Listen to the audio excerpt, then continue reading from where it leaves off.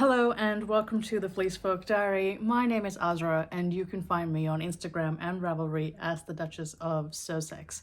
I won't yap on for long because I have a wonderful vlog that I've put together as this episode of my diary, and I am wearing the fruits of my labor, the fruit, I guess, of my labor, which is this, what I'm calling the world's shortest scarf or medium length table runner. No, I have not woven in the ends.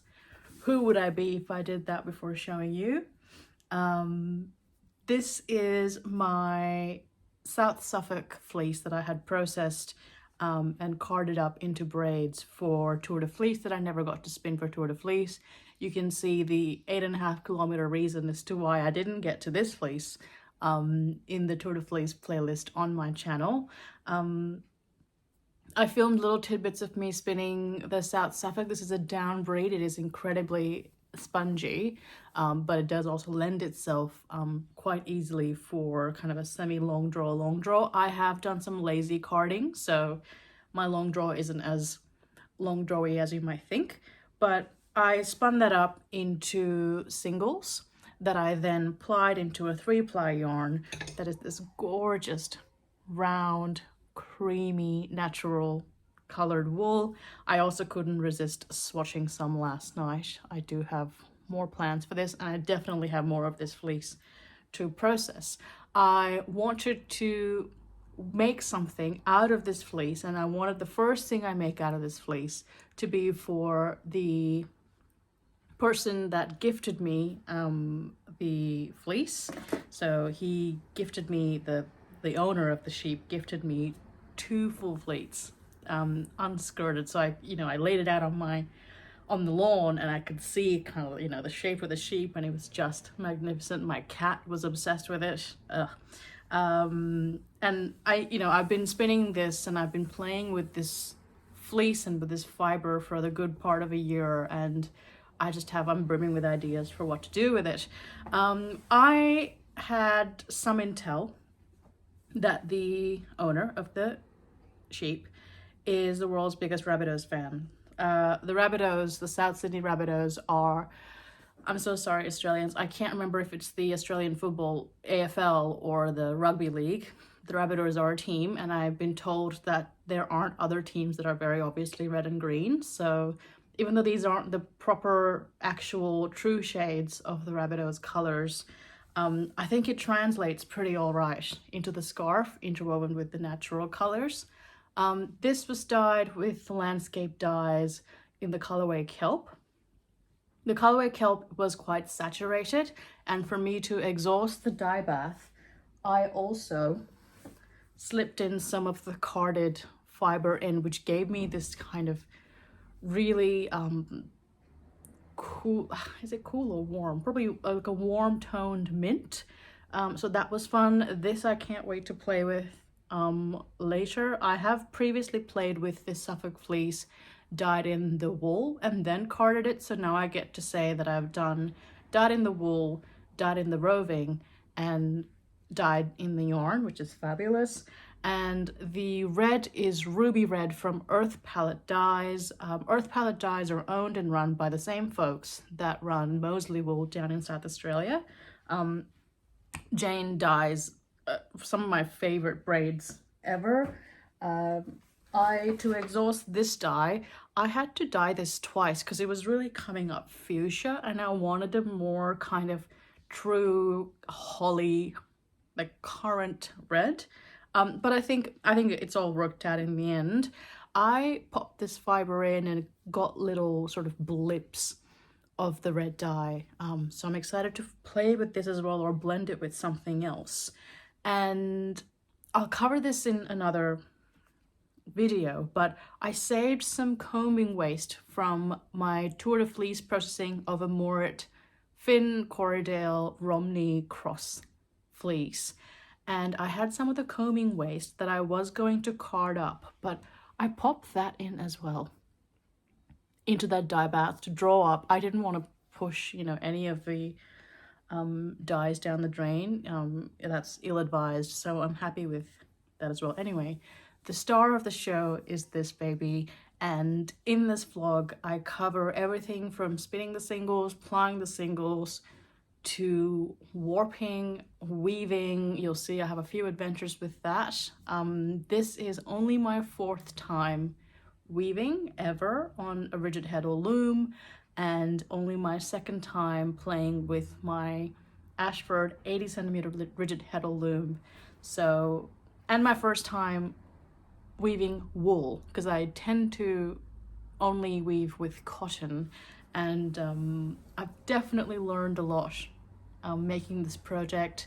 I have a lot of ideas now for my other handspun that are kind of just in queue and waiting for me to do something with it. I'm absolutely besotted with this project, and I hope that you are also inspired, or you want to give weaving a go, or you want to give South Suffolk a go. South Suffolk is different from Suffolk. It was crossbred to Hampshire Down, I believe. So I assume that South Suffolk is a bit more spongier than Suffolk. But if you can get your hands on it, I think it's worth a go. So I hope you enjoy, and I'll just let the vlog take over.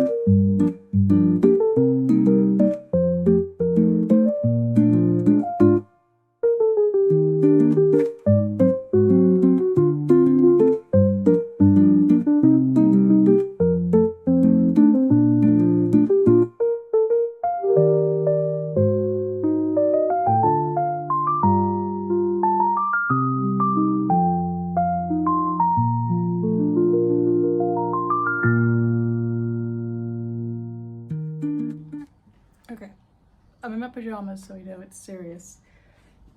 I've just wound on a bit of the South Suffolk that I spun up. I had 2 skeins.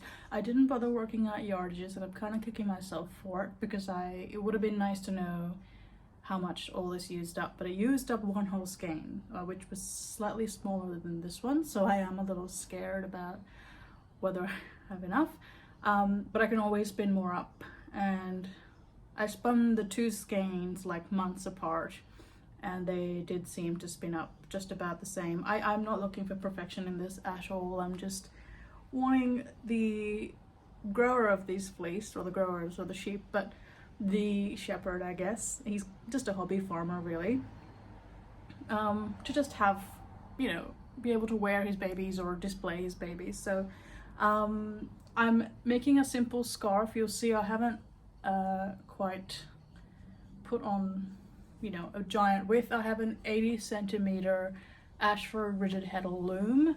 I am using a 7.5 dent heddle.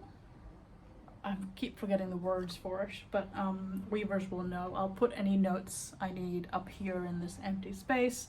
I'm giving you a full tour of my tiny house as I do this. So I've put it on. I have not gotten things very even with my warping, so you know the ends are uneven, but hopefully that shouldn't matter. I've wound on the end, the back of the loom, and now I'm just using my handy dandy little sparrow. I'm going to because each slot has 2 threads, I'm going to leave one, find the leftmost, because I have sort of warped this on kind of off center, leaning right.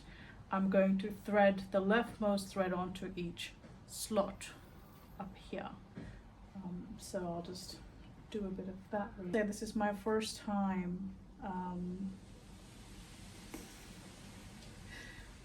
weaving wool.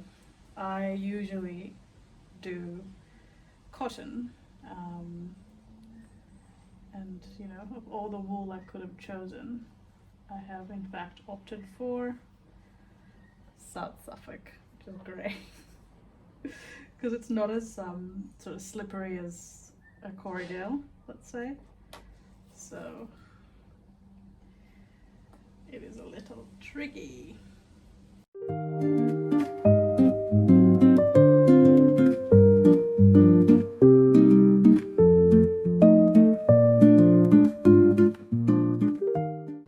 Okay, I have now threaded the, what do you call those? The upper loops, the upper slots, each to the left of the main slot, which means there is now 1 thread in each slot and 1 thread into the eye to the left of each slot. And I'm going to just bunch these up and do my overhand. And you want them about the same length, so I'm going to opt for this. I'm not counting, it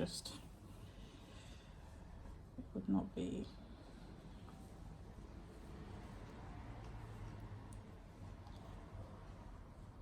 Just move it under tension to about the same. Tied off. Looks a bit like those police horses or those dressage horses. And you can see the warping was not perfect because, well, it was like I've cut, you know, bangs on someone's head, face framing. Okay, now I have to find a piece of string that will loop through all of this, but also I've forgotten all the names. This thing. I'm going to use a bit of cotton from my last project. Cotton, because it's not stretchy. Oh, am I sitting on it? Yes. I am going to double it because this is a 4-ply cotton. And I just think I could use double the strength. I think I'm about to be proven that I don't need to be this long. But anyway, I'm just going to tie a knot at the end of that. The apron rod. That's what this is, the apron rod. Okay. I am going to do just a tabby weave, which is to say a plain old weave, you know, over one, under one, and then offset it in the next iteration. So I'm gonna go under this, pull, pull, pull, pull, pull.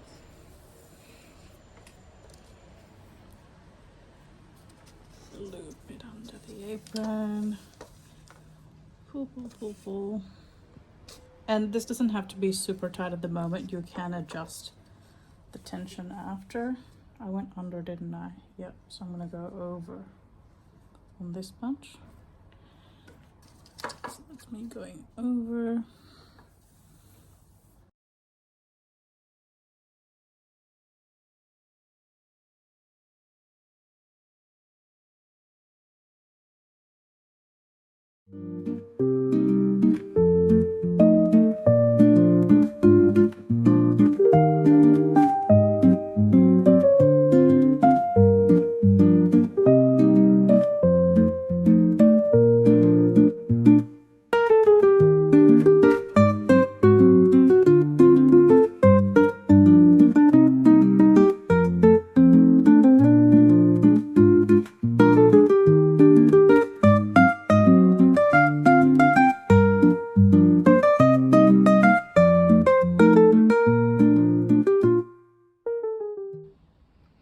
This is not looking amazing, but I really like the white, like the natural on the natural, and when the colors introduced, I guess there's some irregularity that is coming through, but that's okay. One of the things I love doing, which I learned from rigid heddle weaving in Brisbane, Steph is an amazing source and a wealth of knowledge, is to, this don't look at my hem stitch, is to attach a bit of tape on the end with a quilting clip, and that way you know how long your piece is as you keep going. So I have somehow managed 4 centimeters here, 8 centimeters for the color. I think I'll do another 8 well, 4-ish centimeters, let's say. I'll do another 8 and then I'll head for the green. We're entering the later stages of this weave. I have to say I really am enjoying it. At the start I really wasn't sure because it just wasn't quite going as I thought it would. It yeah, like the first few beats were not great when I was spreading the warp, but as this has progressed, the stickiness has definitely subsided, so I think it just needs a bit of tension on both ends to sort of split the sheds.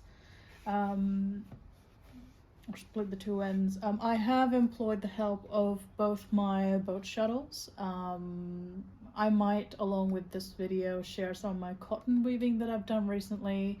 These are both new to me. I used to rely solely on stick shuttles that come with the Ashford rigid heddle looms already. And I've been using that for the natural plain white color or cream color for this weave, and that has worked a treat.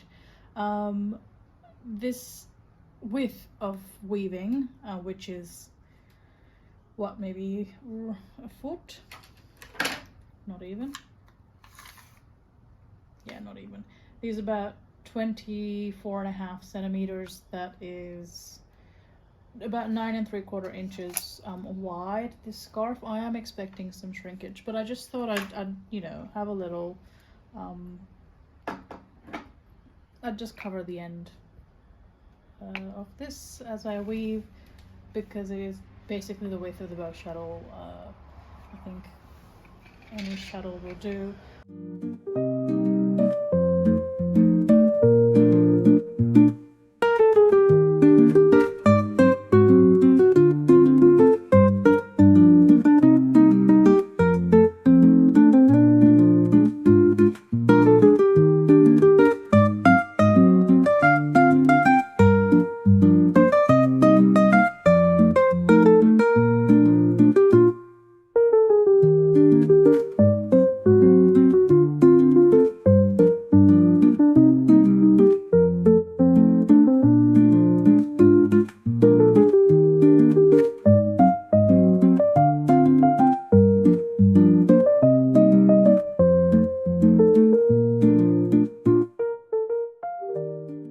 finished the weave. I hope it's the right length. I don't really know. I did have a lot of warp that was left over because I was doing a symmetrical pattern. I was done with the pattern and that was the end of the scarf. I do not know how to hem stitch. I am making it up as I go. With what was left, with this little square, almost rectangle, I played around a little bit with some clasped warp. No, clasped weave. Yeah, clasp weaving, which is really just sort of feeding one color through, looping it with the other, and then sort of adjusting where both of them fall. So you'll see these both have kind of a double thickness in terms of the yarn compared to this plain weave. And it was really fun. It was really sort of meditative because it's random. It's a bit like, you know, painting with the weaving. It's not perfect, but I'm happy that I tried it out because it's definitely something that I see myself doing. I think it'll make a lovely table runner. This again is something I saw rigid heddle weaving in Brisbane do. I am hem stitching just this end. I didn't hem stitch the start. I should learn, but I do not know how, and I really couldn't be bothered learning a new skill today. So I'm just finishing this. I'm inserting my needle onto like the second penultimate row of my weave and pulling it out through the free warp to kind of whip stitch the ending. I don't know if this is ill-advised. I will find out later. I'm always happy. I do want to fringe the ends of the scarves, or of the scarf that I've woven prior to this. I did leave a gap in between. If the whip stitching, I know especially at the start, definitely was dodgy, I'll probably go over it with some kind of decorative stitch, or I don't know, sew in some ribbon. I'll find a way to conceal it and make it look okay. I'm happy for it to look homemade because, and homespun, because guess what? That's exactly what we've done.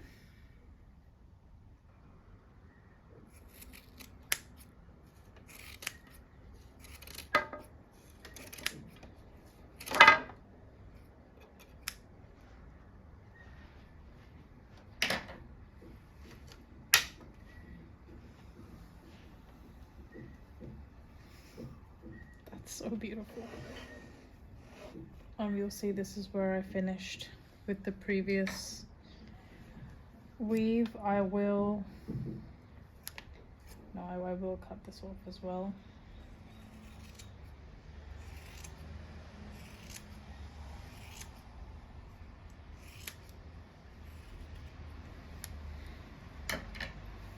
There you go, that's my clasped weaving. It's really hard for me to say. Oops, sorry, you can't see that. Let me zoom you out. There you go.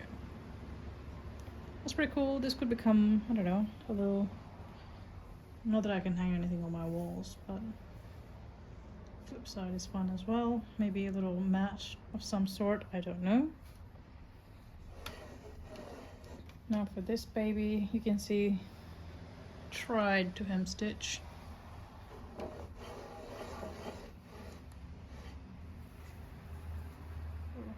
It's not really very long at all. Oops.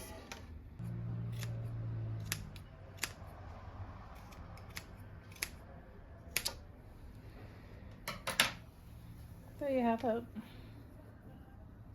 That's the scarf. You can see where I'll have to probably weave these in or cut them out, but I'm just going to give this a lovely little wash and see how much it shrinks.